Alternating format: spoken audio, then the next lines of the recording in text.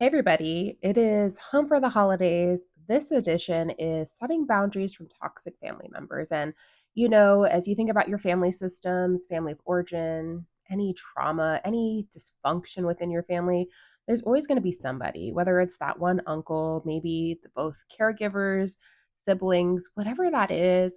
I want you to enjoy your holidays this season. I want you to have a time of joy, connection. I want you to be able to navigate these relationships with ease for those that are emotionally immature, those that are emotionally unavailable.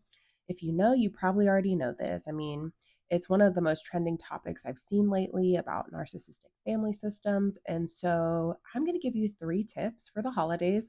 The first and foremost is really just understanding what your boundaries are. I want you to get crystal clear on those. I want you to know what topics trigger you, whether it's, hey, when you're having your next baby, why aren't you married? When is the next job? All the things where people are just brown nosing and getting in your business. I want you to think ahead of time about who's going to be at this event, this holiday party, and set those boundaries. So, whatever that looks up like for you, whether it's politics, I know that's going to be a really hot topic. You're probably going to have relatives a bit on the other side. I want you to communicate to yourself what your boundary is, and then also verbally communicate that with others as well. So that could be something as, I'm really happy to catch up with you. It's good to see you, Uncle John. Keep the conversation neutral, keep it very like playful. How's the dog? How are the kids?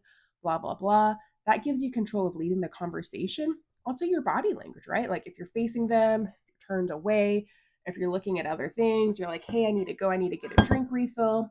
All of that can minimize unnecessary, stress, anxiety, but give yourself time. The second tip is have an exit strategy. Whether you're taking an Uber and Lyft, park, on the side of the road where you can get out. Don't park in the driveway because you're going to get stuck behind Aunt Judy and all of the other friends and family that are there. So have an exit strategy. Know your exits, know where the doors are. That's going to create safety and connection in your body. Also, plan for short breaks, right? So maybe you go and you don't plan to stay for the whole event. Totally fine. You don't have to communicate that until you get there. You can check out the vibe, see how everybody's doing. If it's overwhelming, give yourself permission just to leave. And you can always politely excuse yourself. Hey, I have to go to let out my dog. We're dog sitting. Hey, my little one's getting fussy. I need to go feed him. Whatever it is, it could just be like, hey, I don't want to be here right now. I have to go. Whatever you want it to be, make it yours and give yourself breaks. Go to the bathroom, go outside, go play with the dog outside, go get a drink in the other room. Excuse yourself from anybody that's going to trigger or cause anxiety, overwhelm. This is the holiday season. Enjoy it, okay? And the third one is focusing on what you can control, right? So you can't control their behavior. You cannot control their responses. You cannot, control their nosiness, them in your business, but you can control what protects your energy and what protects your peace. You can control on what you say, how you say it.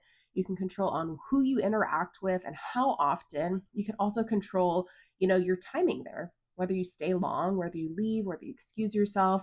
And also, I want to encourage you to also engage in self-care. So if you're knowingly going into a place where, there could be potential toxic people, toxic energy, do self-care. Go outside and go on a walk. Go work out, have a warm drink, journal, meditate, call your loved ones and friends, cuddle with your puppies. Do all the things that you need to do before the event. Do stuff during the event, like taking time to sit, enjoying your meal, having a mindfulness moment, laughing with a loved one. And then at the end of the event, decompress. If you have a partner, let them know how it went, what bothered you. Don't keep it inside. Journal it, talk to your therapist, let it all go because this is the holiday season. I know it can be really stressful, but I want you to live your best life. I hope that these 3 tips can help you navigate the messy holiday. I hope that it keeps you cool. I hope that it brings you clarity and calmness in your life. My name is Shanazi Kone. I am a licensed professional therapist, speaker, and consultant. I'm here to cheer you on, but let me know out of all these 3 tips, which one are you going to try? Comment below.